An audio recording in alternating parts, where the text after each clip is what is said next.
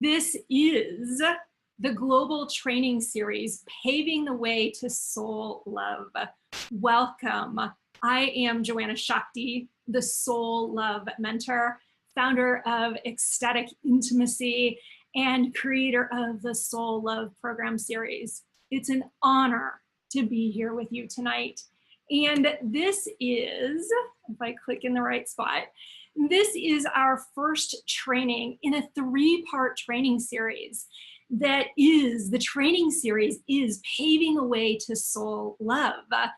And that is our opportunity to really step into, as each of you as participants dives into these trainings, a way to come into the fullest expression of what I like to call soul-to-soul love. And the first step on that path is we'll actually talk a little bit about, well, what is that path?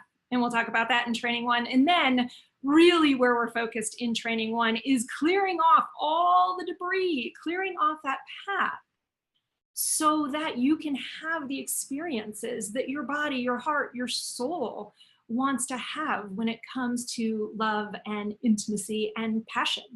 And so we're going to talk tonight about how to stop sabotaging your heart, how to stop sabotaging love. And one of the ways that we sabotage love is through the baggage that we carry. So we're going to talk about that. And we're off on your path of soul love. And I'll be real, because most of you that are sitting here, and myself included, love wasn't always easy. And so we might wonder, can love really last? Maybe you've felt the pain of heartbreak. Maybe you've wondered about the reality of happily ever after. Maybe you've decided you might want to give up. And here's the thing, if you're willing to look, the truth is we can have the ecstasy of love. We can have the intimacy that stirs us in our heart, that stirs us in our belly, that stirs us in our sexuality, and brings all of those into union with yourself, with a partner, and creates the explosions of joy and passion and pleasure in every cell of the body, in every aspect of the consciousness. And maybe that sounds really juicy, but that's what's possible. And maybe you're not so sure, but that's okay. That's the journey that we're on. And the truth is we have to take it step by step. That's why this is a 3-part training series. But I also know that if you're here, on some level, some part of you knows that the path of soul love, the route to getting that soul-to-soul partnership, is coming into the fullest expression of your own soul. And so that's what we're up to tonight.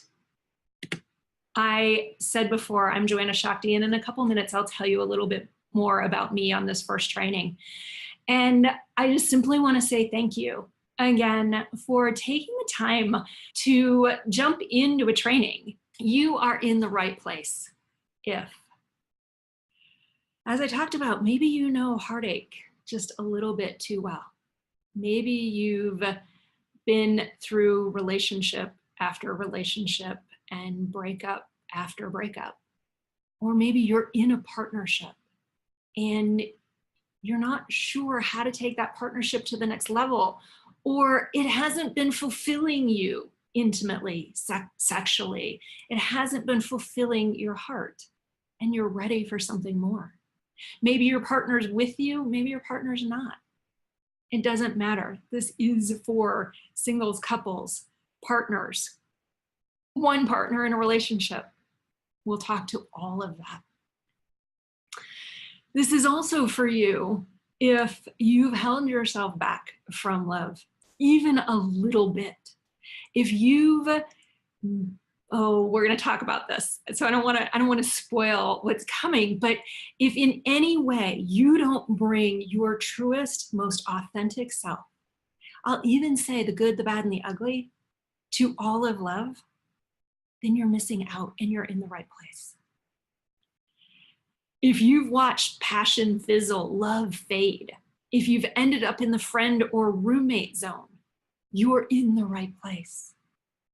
If you are one of those strong, successful, attractive, powerful women, and you wonder why you can't find and keep a great man, this training series is definitely for you. And for the gentlemen out there, if you're one of those great guys and you work your butt off trying to make women happy, or your partner if you don't happen to be in a heterosexual relationship, but you do everything that you can think of to make love work, and she or he still isn't satisfied. And or you maybe have been referred to as the new age sensitive guy, or you felt like the nice guy that finished last. This is for you. And knowing that you found yourself in the right place, this is what we're going to talk about tonight in Training 1. We're going to start with the top 10 signs that you've got baggage. Actually, before that, we're going to talk a little bit more about what baggage really is and how it does clutter this path of soul love. We're going to talk about the saboteurs, and this stuff that we're talking about tonight is not stuff you're conscious of. It's not things that you do intentionally. And they are things that devastate, make impossible at times having that true soul-to-soul connection. We're going to talk about specific steps that you can take to reopen your heart to the possibility of love.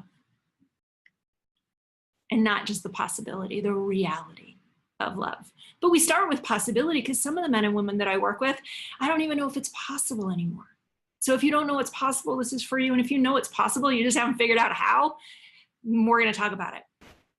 We're going to talk about how a conscious endings ritual actually brings completion to any relationship in the past. And if you happen to be in a relationship, there are appropriate places in a relationship to use a conscious endings ritual. So we'll talk about that.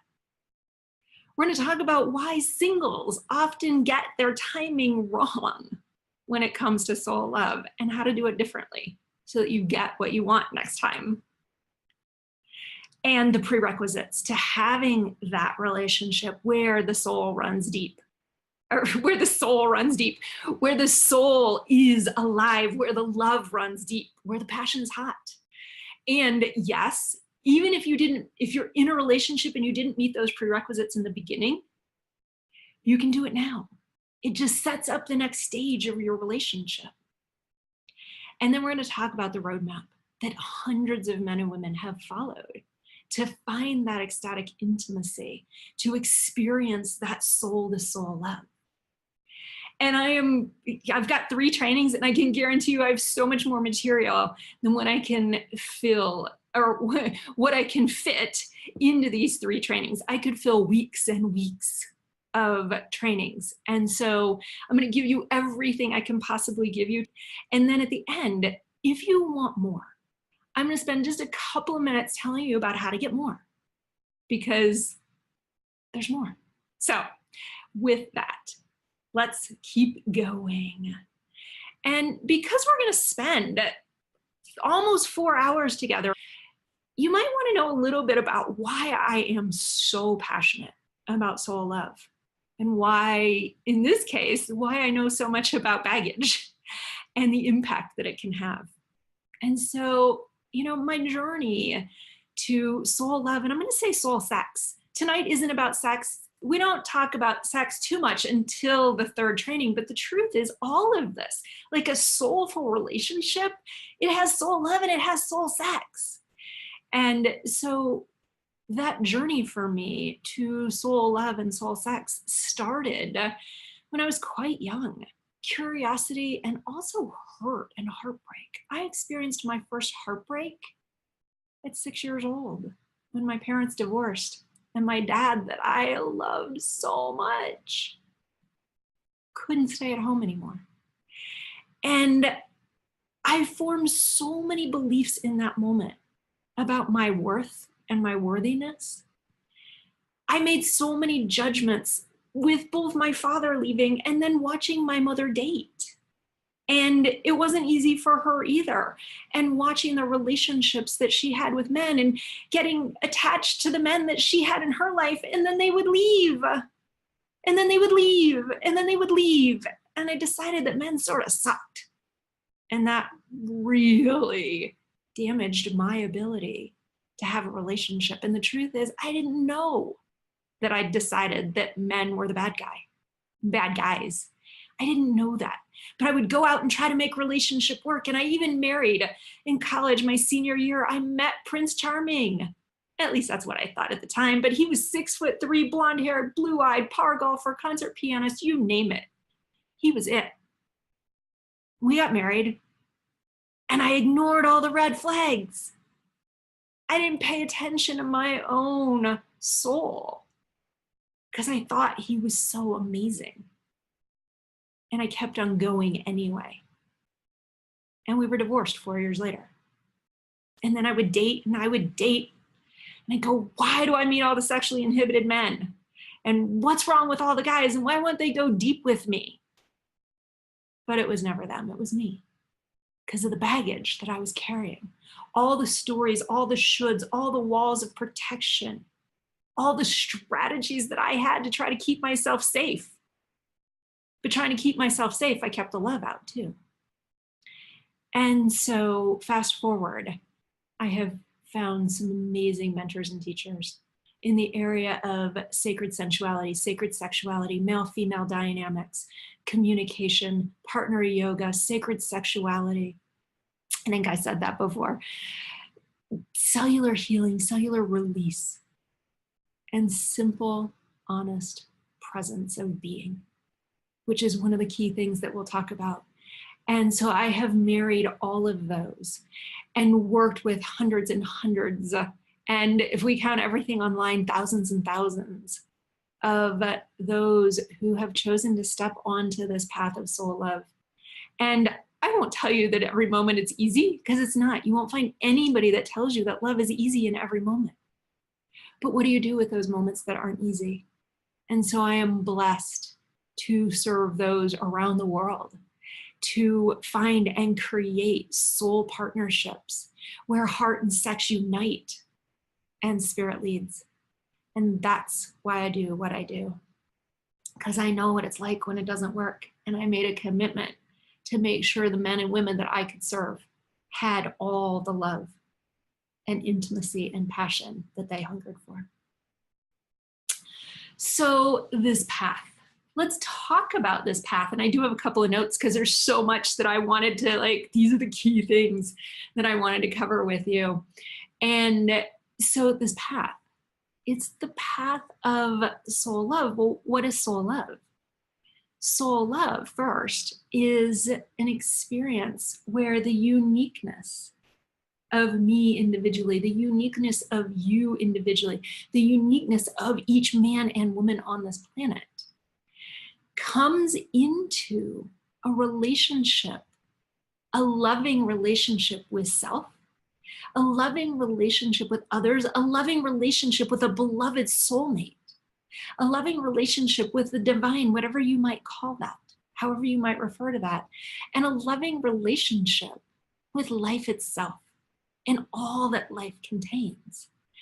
And soul love is a courageous path, because what we most often want to do is cover up and hide this, because if you're at all like me, you started to believe that things about you weren't okay, or maybe that you weren't enough. And so, or that you had to do certain things to prove that you were worth loving, or you had to figure out what you needed to do to deserve love. And so those are the things that actually start to block this path. And so the path of soul loving is the path where you come into the fullest experience of love, because you evolve each other's souls through the dating process, through the relating process. As we see each other, we let go of everything that obscures our ability to love and be loved. And so this path is one that will take you into the most ecstatic, joyful, pleasurable, fulfilling experience, fulfilling relationship. But it's more than your relationship. It is the experience of life itself. And so it's in bed and out and everywhere in between, living that fulfillment. And this path is one that when we don't really honor the path, we get stuck. We get stuck and nothing changes. And we keep saying, well, I'm doing all the right things, but I'm not getting what I want. The problem is you think you're doing the right things. I sometimes still, in the past, I can guarantee it, I was like, oh, I got this, but I didn't have it. And still, I'm like, I have to back up and pause at times and say, wait, am I showing up as the soul lover and the soul partner? And so the essence that we're up to here now is, okay, this is the path. We want to clear the things off of it. We want to bring our fullest soul, activate soul love in this being, that being, every man and every woman. And this path is covered with a bunch of debris. There's fallen trees. Like our heart gets broken and we fall apart and we feel shattered. Or even it isn't a breakup, but that argument, that misunderstanding, not feeling seen, not feeling heard, can start to break things down and sometimes barricade the path. Sometimes it's like there's stuff falling, like judgments, which we'll talk about. There'll be criticisms, there'll be blame, there'll be defensiveness, and it falls in on us. And then we wonder why we're like trying to get out of the hole of challenge when it comes to relationship. Or like I mentioned earlier, there were signs that my marriage was probably going to have challenges. And I wasn't willing to look because I was so desperate to have someone to love me. I didn't pay attention to the signs. I thought, oh, it's better than nothing. No, that divorce wasn't worth ignoring the signs. And I was blessed by it. Everything that happens on the path of soul love, by the way, is meant to happen. And sometimes we ignore the signs. Or we get overwhelmed by the hurt or the heartache. So this is what we're talking about tonight. How do we clear this debris? And so I promised you that we'd talk about the top 10 signs that you've got baggage. So as we go through these, and I'm going to share them for those of you that are in my generation watching David Letterman and his top 10, we'll do them David Letterman style. And so we'll start with number 10. And number 10 is that you judge and criticize yourself. You are hard on yourself. You say things to yourself that you would never say to another person. And you feel like you don't get it right. And when you don't get it right, you make sure you know it. This is also a place where perfection can get in the way. Or number 9, and there's a couple of these that there's different ones for singles and couples. Singles, if you walk around saying all the good ones are gone, I guarantee you there's something in the way because the good ones aren't gone. Because I'm working with the men and the women that are single and they're awesome. And I know there's a ton that I'm not working with, but they're out there, and that all the good ones are gone it's a way to protect yourself. And it's a way to not have to look at your own challenges. And the way to get love, the truth is, here's the blessing and the curse of tonight and this training. The truth is that yes, there's baggage. Yes, there's hurts. Yes, there's things that haven't gone right. Yes, there's things that have happened that kind of sucked. But we're not the victim. We have the power to absolutely transform everything that has happened in our life into something that makes us available, more available, expands our capacity to love and be loved, expands our opportunity to experience the pleasures of life and lovemaking. So couples, one of your stories is, she's never there for me. He's not there. He doesn't understand me. He never gets me. Those excuses and stories will put you in the space of being a victim. And it's definitely a sign of baggage. We want to get you back in your power. Another sign that you've got baggage is that you don't know your own needs, wants, and desires, and you don't share them. I can tell you there was a time in my life when you asked me what makes me happy, and I'd be like, I don't know. I have no idea. And yet, where love with another, where ecstasy with another can blossom, is when you both actually speak your needs, wants, and desires. And we're actually going to talk about this more in training too. What happens when you don't speak your needs, wants, and desires, and how that impacts true love.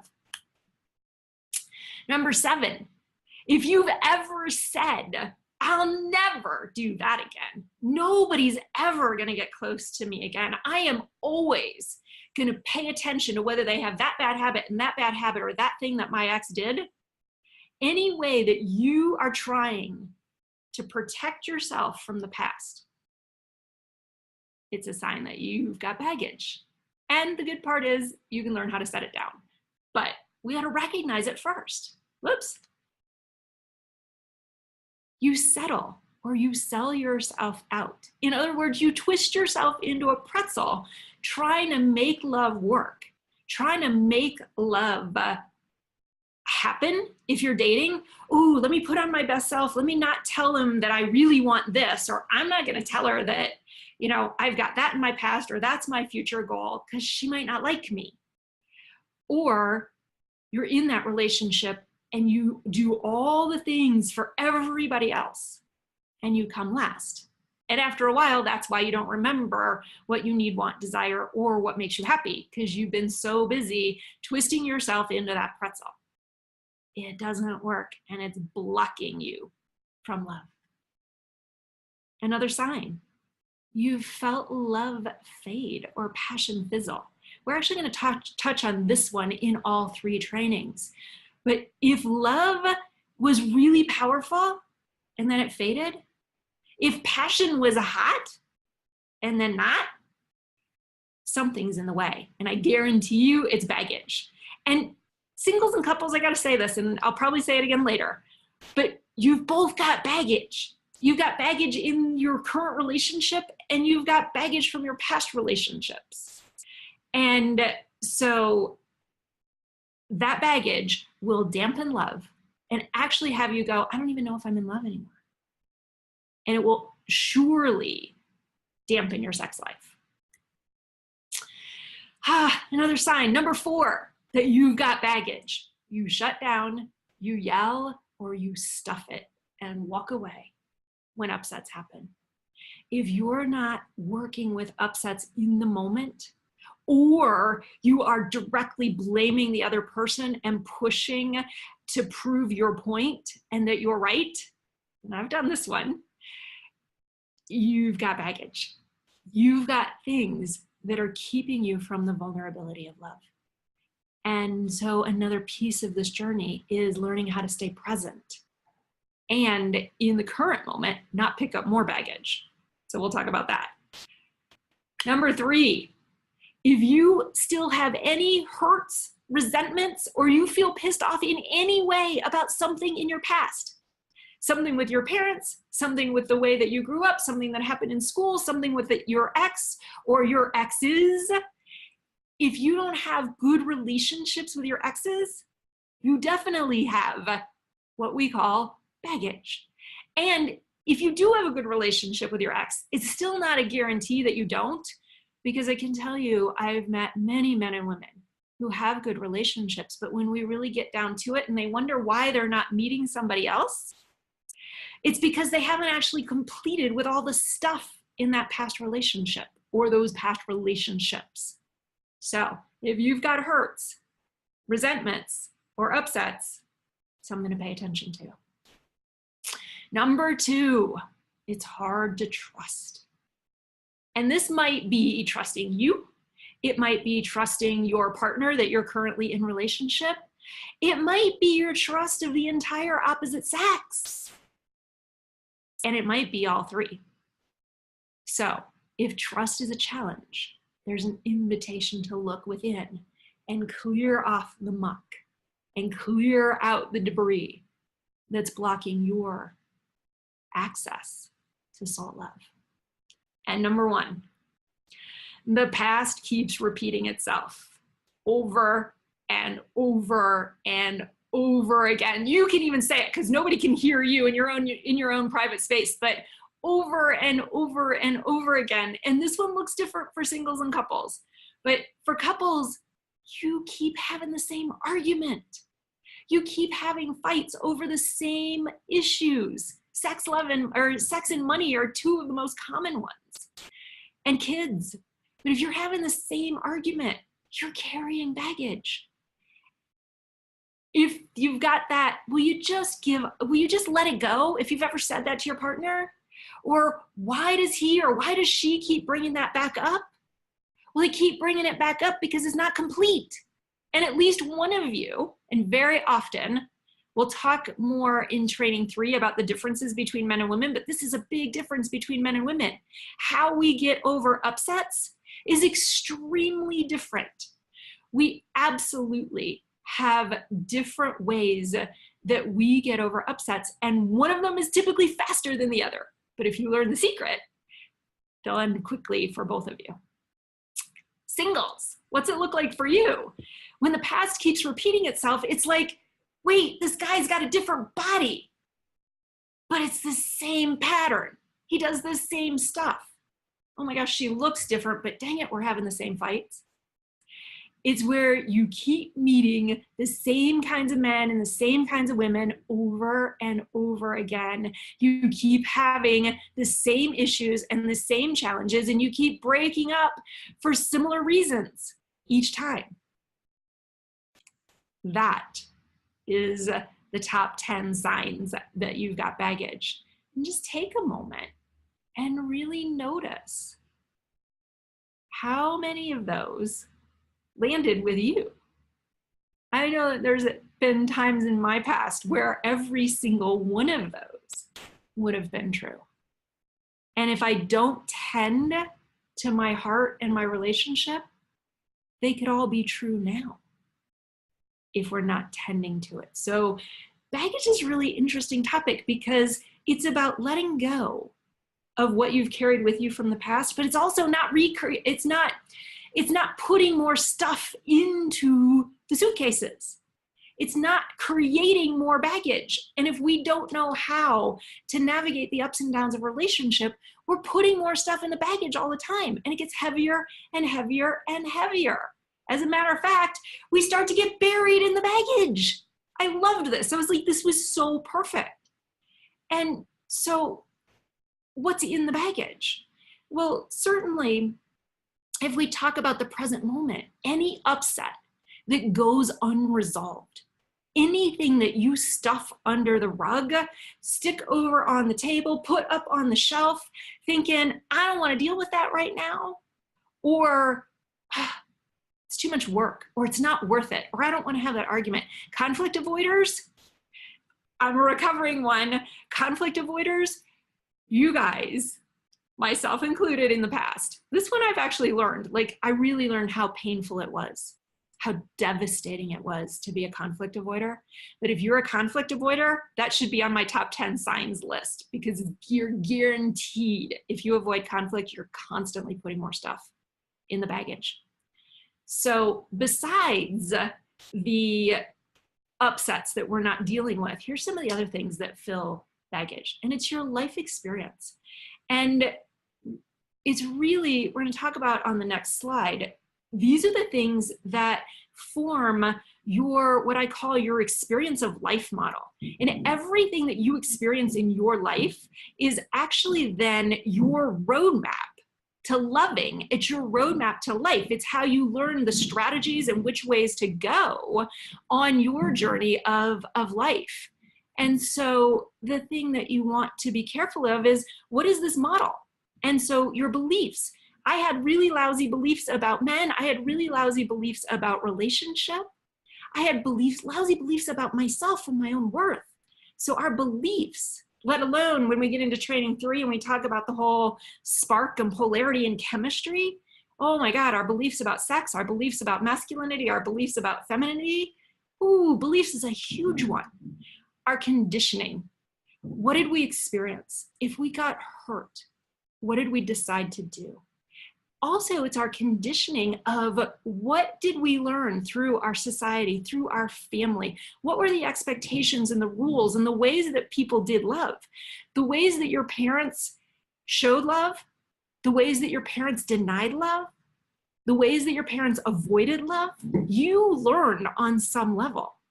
And so your conditioning, we also get conditioning from schools and religions. We get conditioning from the movements. Even the Me Too movement is creating a whole new set of conditioning if you're not conscious about it. Where we got hurt, we make decisions. Remember earlier when I was talking about the sign that you've said, I'll never do that again? That is a reactionary decision. When we get hurt, our body, our mind wants to make sure that never happens again. And so we make these decisions. But what we don't realize is that those decisions have wings and they have,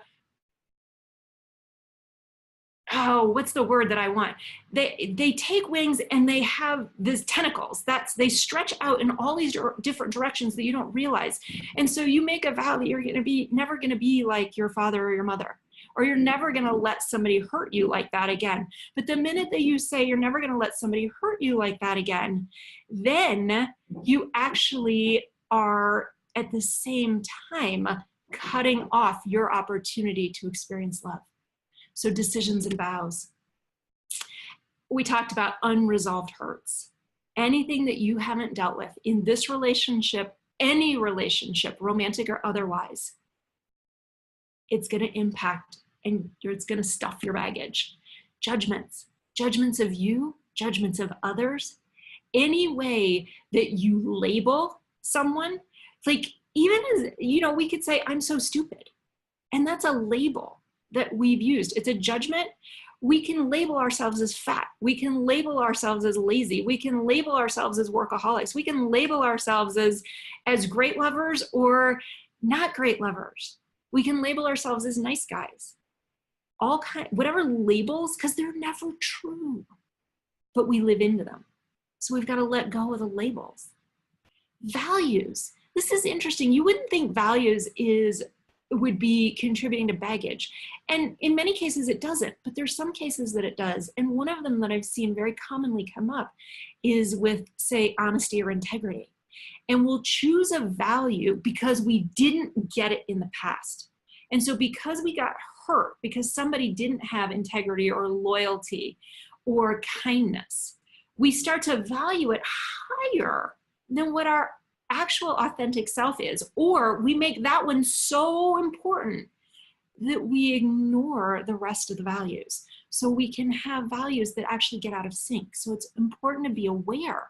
So a huge part of this, a huge part of working with your baggage is bringing it up to the surface so that you can see it, so you can recognize it, so you can go, oh my God, that's why I do that.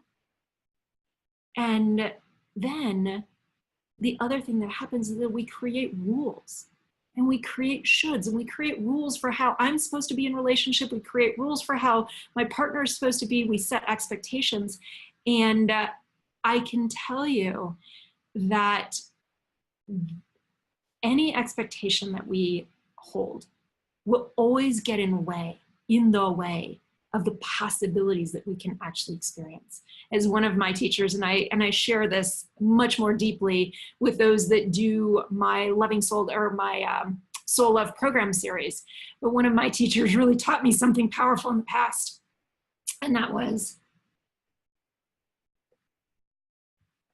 very bluntly, the sentence was, expectations are a direct ticket to hell. They hurt. They always set us up for heartache. And so there is a way that any decision, like if we watch somebody be a jerk in the past, we go, I'm never going to be like that.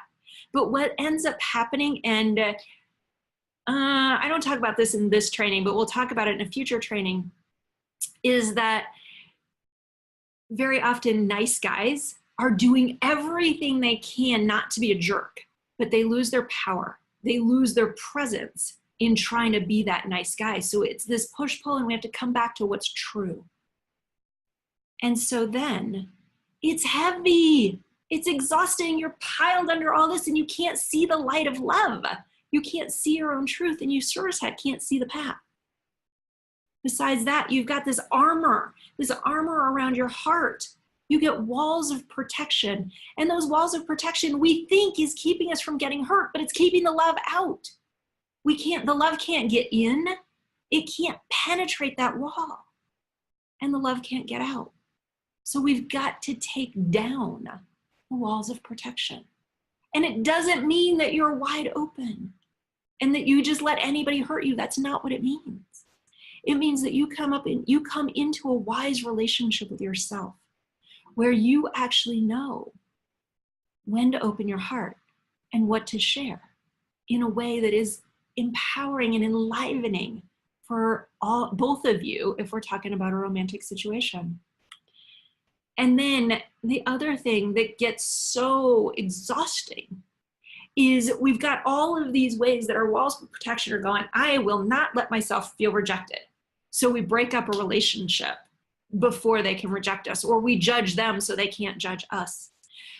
Any experience that we don't want to have, any emotion that we don't want to feel, if we don't want to feel rejection or abandonment, we actually can't be available to love, because we can't open fully to its possibility when we're trying to protect that we won't lose it. And so this is a subject that we go much, much deeper in the Activating Soul Love program, that any place that you've said, I'm not going there, you limit your capacity for love and pleasure. And then we develop these strategies, the behaviors. I'm only going to do this if they do that. Or when they pull back, I'm going to pull back. Or if he doesn't give me what I want, then I'm going to do this. If he doesn't call, there's all the strategies, the habits, the behaviors, even the things that we have come up with as how we should be in a relationship, even the book, The Rules, years ago. They're strategies, and I don't believe in strategies.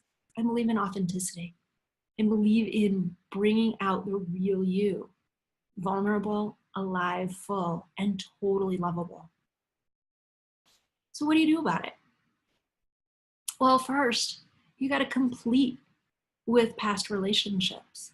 You got to look at what does it take to finish so that you can look back. And yes, we can know that it didn't go well, but that knowing that it didn't go well won't take you out. It won't put up more walls of protection.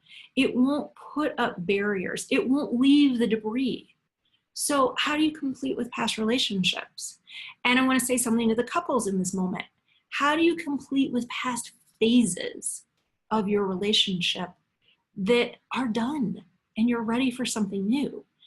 And one of the tools, one of the processes that I share with those that are working deeply with me is something called conscious beginnings and conscious endings rituals. So in this case, we're talking about the conscious endings rituals.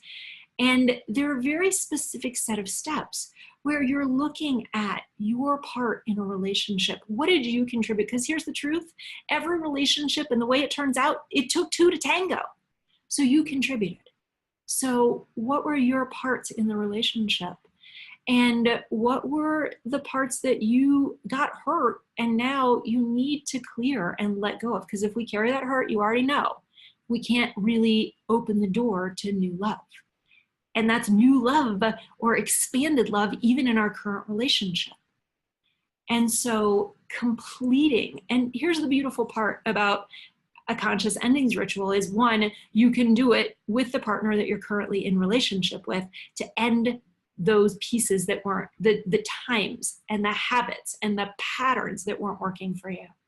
You can also then, if you, and this is true for singles and couples, because a lot of couples, both partners have past relationships and we're carrying the projections because we know that guy or that woman in the past or several in the past acted that way. We project that the one that we're with is going to act that way too. And all of a sudden they're like, I didn't do that. Why are you mad at me for that? I didn't do that. And there's this confusion. And it's because what you've believed, what you experienced in the past, you believe is going to happen in the future. And it's actually not always happening. And so what we need to do, whether you're in a relationship or not, is make sure you are at peace. You are emotionally clear with every one of your past relationships. And the cool part is you don't have to go back and find those old partners. Whatever pieces need to be completed, it's in your consciousness. And you can go through your own conscious endings, ritual or rituals. Very often, if there's several partners from the past, we've talked about there's usually some common themes, so you can do one ritual. But it's important to complete with that. Oh, an important part of a conscious endings ritual is to forgive. Anytime that we don't forgive, anytime that we're not willing to forgive, it is a guaranteed setup for separation in the future. It is a guaranteed foundation for walls of protection and armoring around the heart. And sometimes the forgiveness is of ourselves. And sometimes the forgiveness is of a beloved. Sometimes it's forgiveness of life. But forgiveness in relationship, past and present, is one of the most important skills that you will ever develop. And this is not a mental exercise of forgiveness. This is a body, soul, cellular forgiveness. It's the place where the body lets go. And you know, if you go, oh yeah, I forgive you, it's a mental exercise. If you feel, I forgive you, that's the kind of heart-based forgiveness that we're talking about. But it takes skill and it takes practice. And sometimes we have to figure out what we need to let go of so that then we can come to forgiveness. And sometimes what plays into that is your own unconscious roadmap. If there's a bunch of beliefs that are saying you shouldn't forgive, well, then you're not going to be able to get forgiveness. So what we do when we really start to take this apart and unravel and clean off this beautiful, bright, shining soul that you are, is that we have to look at the different pieces, and it happens differently for each person. What I can tell you is that we take on baggage in different ways and we set it down in different ways. And so, but you've got to get clear of your beliefs, your rules, your vows, your decisions, your labels, your judgments. That is your roadmap for love. And it's typically unconscious, it's not written down, and it's running the show. And then you wonder, why isn't it working? And you've got to meet the prerequisites for love. And I'm going to take you through those in just a few minutes. But before we go into the prerequisites, I wanted to take a minute and talk about, well, what does this path of soul love look like in even more depth? And why is it so important? Does it really matter? Because you could say, you know what, I don't know if it's worth it. Maybe it's easier being alone. It's not. It's not. So let's look at this path in a little bit more detail. And then we can go back and go, once you're clear, yes, this is a path I want, then we can look at the prereqs and what to do so that you can truly walk that path unencumbered, without wrong way, go back signs, without detours, with, minimal potholes and speed bumps. So, and before we go on to that path, is also, I mentioned the conscious beginnings rituals.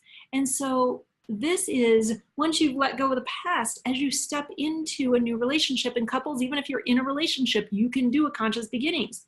You start a beginning new each moment. The truth is, you can wake up and start that relationship new every day. And so you can also do a conscious beginnings ritual that sets the stage for that conscious soul to soul relating every day, in bed and out. So, do this. Singles and couples. I've been saying couples, you can do it now, because I can pretty much guarantee you that something isn't the way you want it to be if you're on this call, if you're listening to this training. And the singles, the reason you're not meeting, or you're meeting the wrong ones, and you're not meeting your one, is because you've got stuff in the way. It always works that way. It's not because you're just unlucky. And I know you might not like hearing that, but It's the truth. It's not because you're unlucky. It's not because all the good ones are taken. It's not because the men are looking for younger women or the women are looking for more active men. It's none of that. It's the stuff that's getting in the way for you. And again, I said that's the blessing, and that is also what feels challenging, but it gives you your power. So do this now. Do not wait. It's so important to that fullest experience of you, of life, of love. And so this path of soul love, it really is, it is a path that when I take people down it, we look at it in 3 phases. And the first part, we've been talking pretty much about the first part tonight. We're setting the stage for the second part, and that sets the stage for the third part. But this path it starts with you. It starts with you being you. It starts with you knowing who you are, what you want, what you desire, what your needs are, what your turn-ons are, what your boundaries are, what your turn-offs are. And then you are willing to speak them and stand for them. In this phase, I call it an experience of ecstatic authenticity. And what that means is that you like being you so much that you never want to twist yourself into a pretzel, settle or sell yourself out for anybody or anything ever again, because you're too precious. You matter too much. You're worthy, you deserve it. And you don't have to do anything to be loved. Because the one, and I believe that there's more than one for us, there are the soul mates who will take this journey with us. But those ones that are a fit for you will love you exactly the way you are, the good, the bad, and the ugly. And here's the thing, when you have that kind of relationship with you, I have so many men and women that come to me and they want to get confidence in dating and they want to get confidence in bed. But we can't get confidence. Confidence is a byproduct of you being you, genuinely, authentically, powerfully, wholly, completely. And so the first part of this phase is about you being you. And then it is now you being you, and how are you relating to another? And how are you creating an experience of ecstatic intimacy? How are you relating? See, the first one is about bringing your soul to the dance. It's about bringing your soul to the path of love. And then it's meeting another soul and letting your hearts connect. It's the place where true connection happens, where ecstatic intimacy, where we love seeing and being seen. We actually enjoy the vulnerability of love. We enjoy taking off the masks, even when we're upset, even when we're hurt. And here's the thing, we often don't share our joy and our pleasure either, because somehow we have a judgment that that'll hurt them, or if we're happy and they're not. There's ways that we don't share our good and our challenge. And so this is true, full soul-to-soul relating. And when you're relating in that way, then you can come into a true union with another. What I call that experience of ecstatic ecstasy. You're uniting body to body, heart to heart, soul to soul. And yeah, there is chemistry. This is why we're going to talk about cultivating conscious chemistry in the third training, because we've got to bring you fully to the experience of chemistry. And so this is that path. It starts with you, then how you relate and how you unite in this experience of loving and being loved. I talked about soul love. This is truly an evolution of your soul. Ecstatic authenticity. It is the union of your light and your shadow, your beauty and your mess, your strength and your weakness, your power and your vulnerability, your perfection and your imperfection. And it is about you. The first phase is into me. I see, I look inside, I take the journey inward. We're so busy out here. And so many of us, here's another roadblock on the path to love that we've got to clear, is we think that that person out there is going to let us know that we're worth loving. We're trying to get love. It doesn't work that way. The love emanates from here, and then somebody sees it and it vibrates in a bigger way. It vibrates more alive, it expands.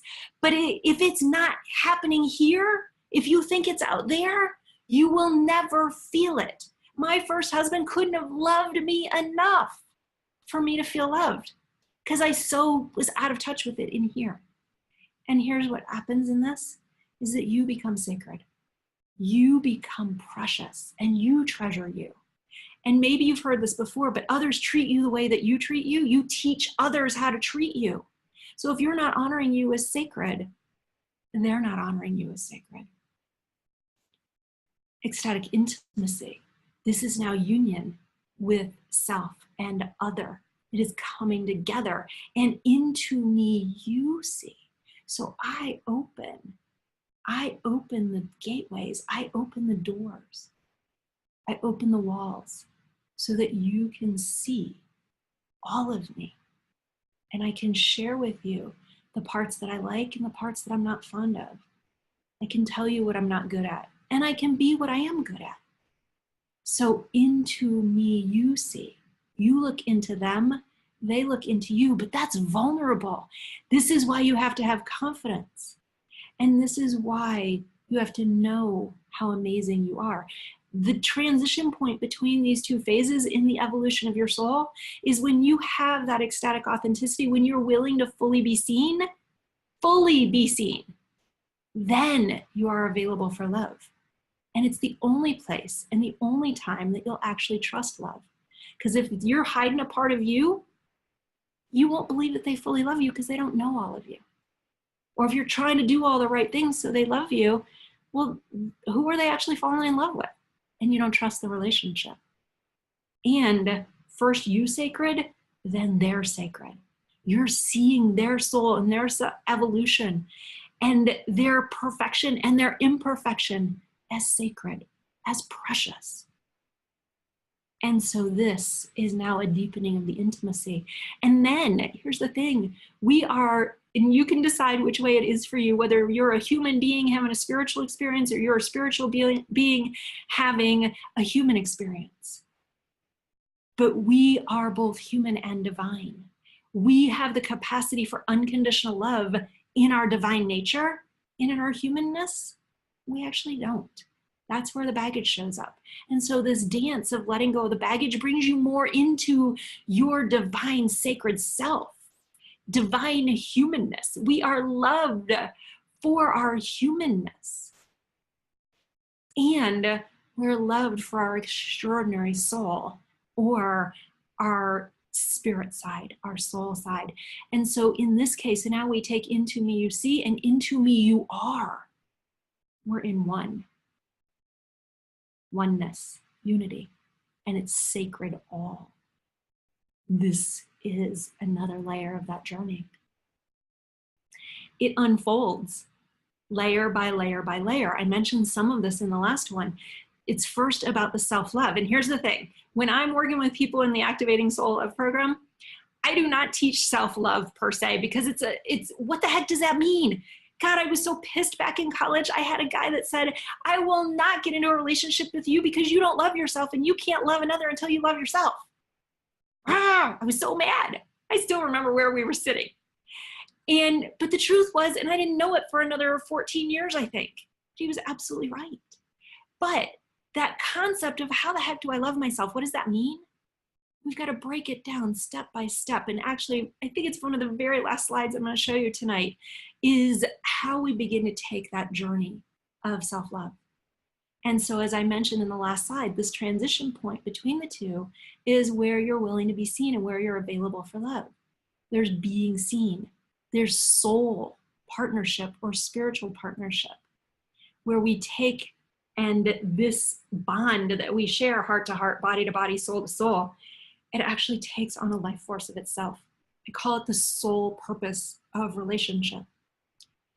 And the truth is, this third layer is actually a path to what some might call spiritual awakening, self-actualization, enlightenment. It's a wake-up call to your divine self. And it's extraordinary to live in your fullest, actualized, expressed, fulfilled life. And it's so amazing to be in love with somebody who's stepping into that. But here's the problem, and I'm not going to spend a lot of time on this, but I want you to just get a sense. We've got these internal barriers. This is the baggage. This slide is all about the baggage, but we're not going to go into super depth because, again, I can't do it all right now.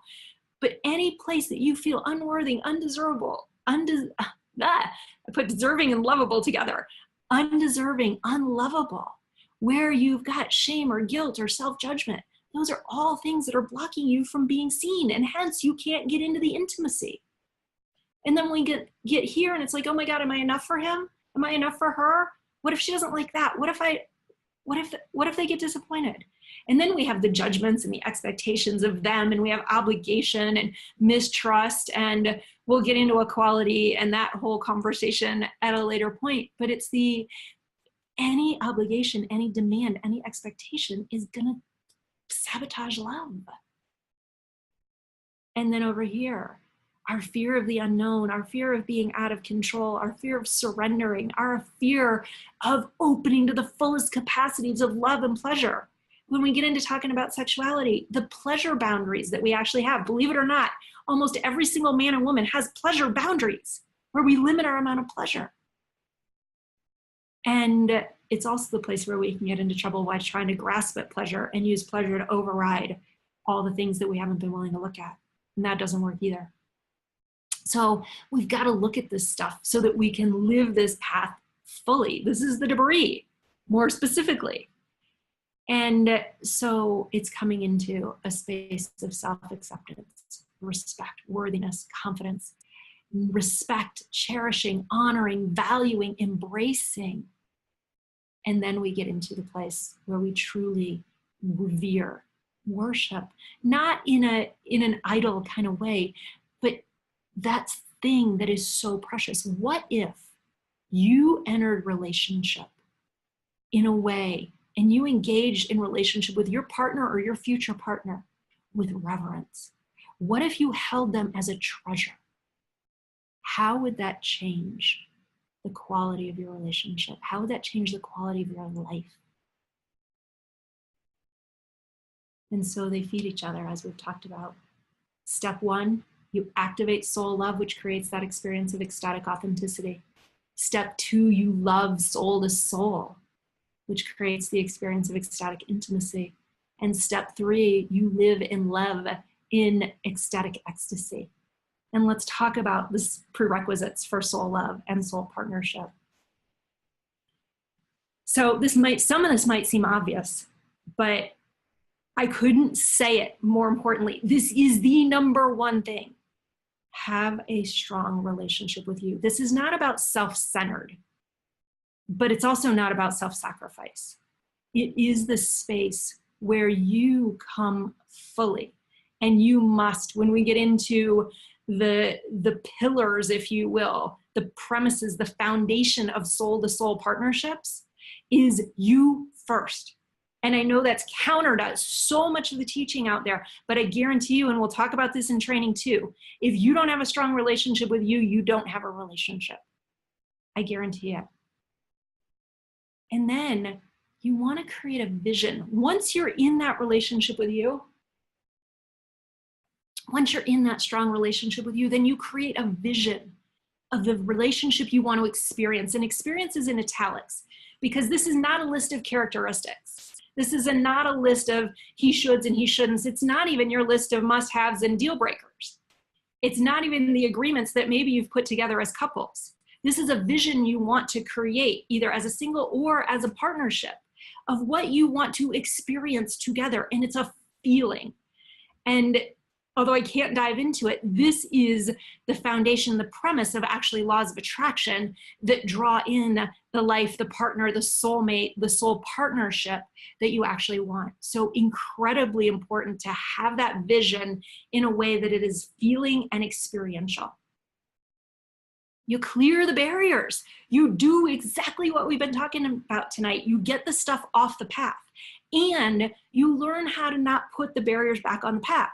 Because I started to talk about it earlier, but if you're in that relationship and you're a couple and you decide, or you don't deal with the upset and you stick it under the rug and you stick it under the rug and you stick it under the rug and you stick it under the rug, that rug was big and flat, and for a while it can take it, but pretty soon this pile in the middle of the rug starts to grow, and it grows and it grows because all this stuff's been stuck under the rug, and one of you standing on this side and one of you standing on that side, and you can barely see each other over the pile of crap.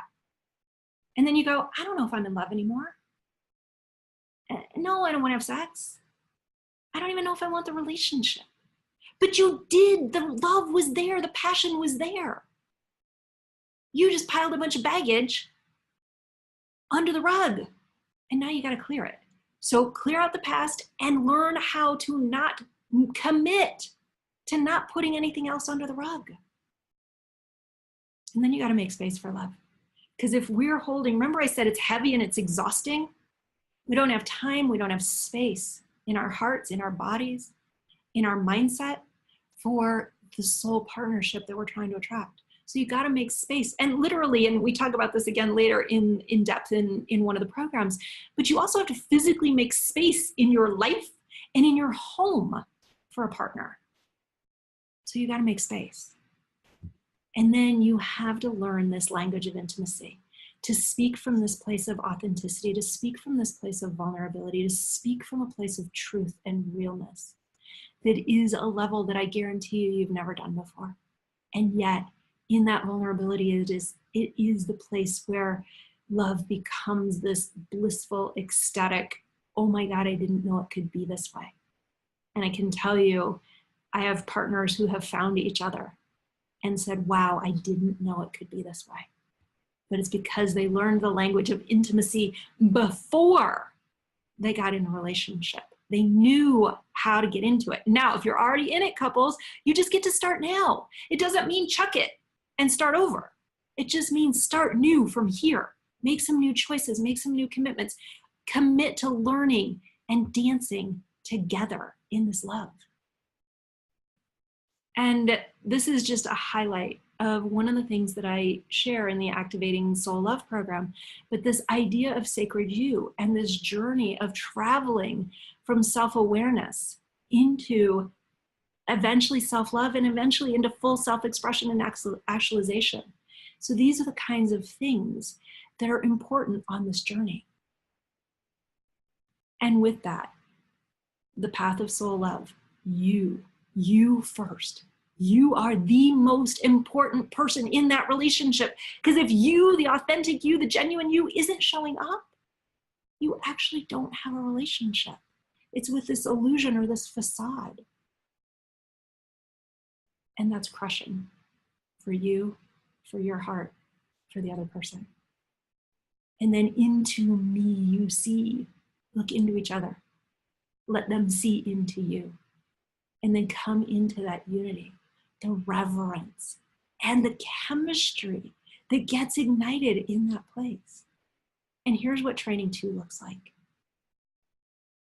These are only some of the highlights, but next week in training 2, we're going to talk about the myths of soulmates that actually end up being more debris, because the myths set us up. They're the expectations, they're the false beliefs that we have that then disappoint us. So we're going to talk about the myths of soulmates. And then we're going to talk about the truth of soulmate love.